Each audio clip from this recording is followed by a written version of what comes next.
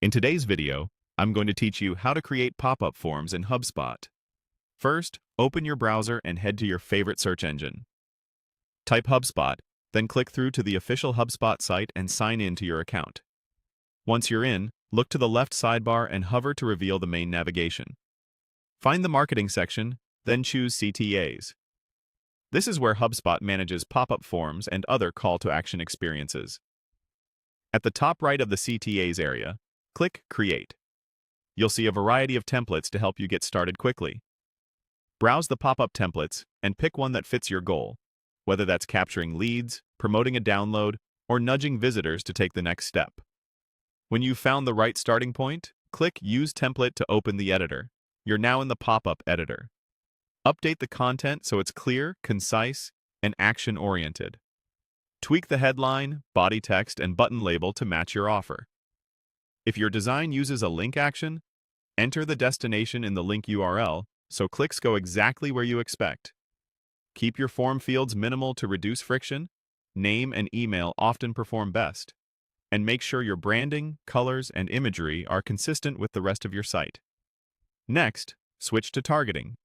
Here, decide when the pop-up should appear. You can trigger it on page scroll, on exit intent, or after a set amount of time. As a rule of thumb, exit intent works well for capturing abandoning visitors. Scroll triggers are great when someone has shown interest by reading, and timed pop-ups can help deliver offers without interrupting immediately.